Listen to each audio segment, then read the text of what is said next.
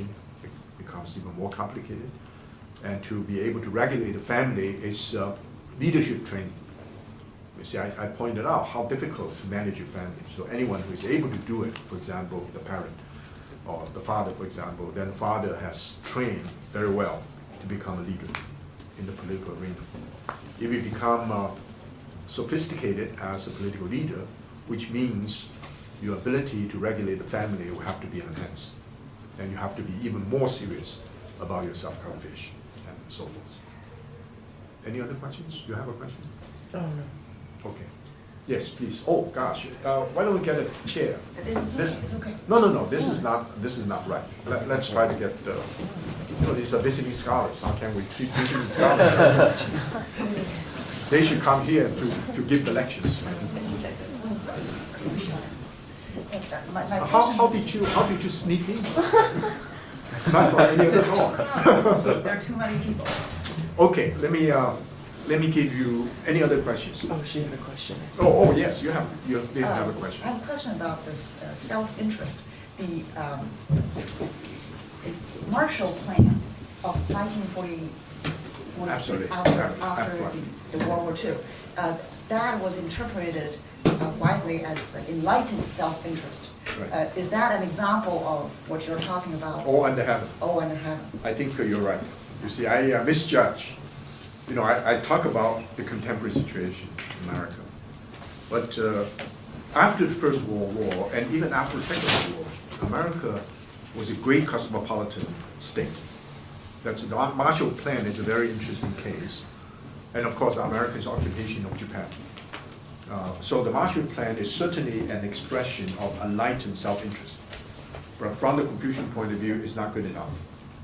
You don't focus your attention on interest. You focus your attention on justice, fairness, and impartiality.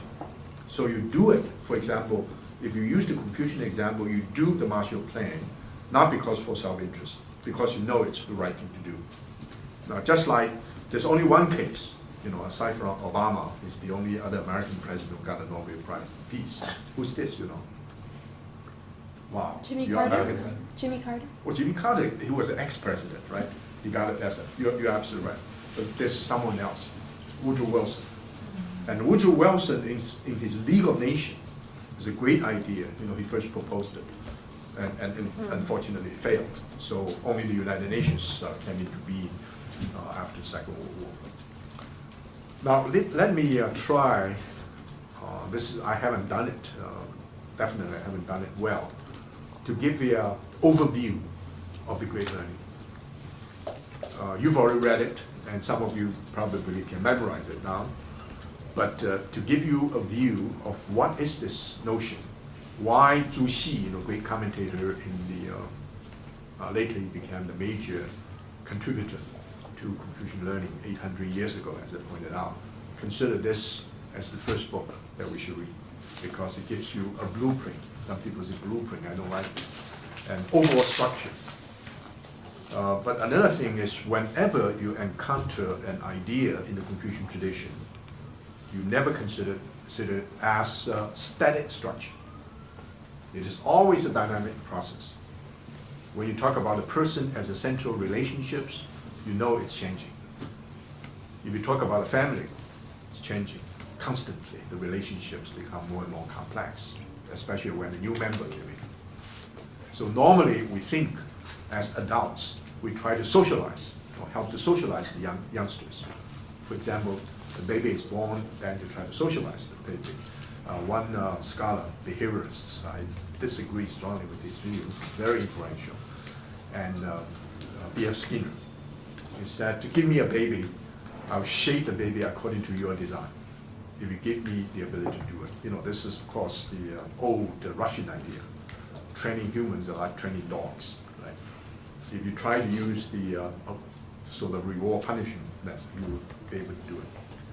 So we try to do it. Now, most of us know when a baby is born, all the family members become socialized in order to deal with the situation. And normally, a baby has his or her own temperament. Some babies sleeps very well. Some babies are so noisy. And some babies are very alert, some babies are totally passive. Some babies are shy, some babies are aggressive. All these are genetically determined. These are not something they learn as soon as they're born. So when a child is born, it's already a complicated structure. It's not just a blank paper. So when a baby is born, the whole society, I mean the whole family members, every one of them will have to deal with the situation. Therefore, every one of them become socialized. So this is an interactive model. It's important for you to think about that. Integrated learning began with 3 major precepts. First one is that each one of us is endowed with virtue or some kind of value. And the value is not something latent. The value shines forth, brilliant. But unfortunately, for most of us, it only shines occasionally. Suddenly we become alert. Suddenly we do good things, but normally we don't. We are somewhat passive. Therefore, we need to enlighten that enlightened virtue. The other part of it is, this of course talking about leadership. So we think about these as great leaders rather than just commoners. And the person who is not only dedicated to the process of enlightening his enlightened virtue, but is also committed to share his vision with people in general. So this idea is to take people absolutely seriously. Now I use the gendered notion about he rather than she, because normally in Chinese, the same. And in fact, the word woman in English is more gendered. The gendered, what do you call it, not just differentiation, but discrimination.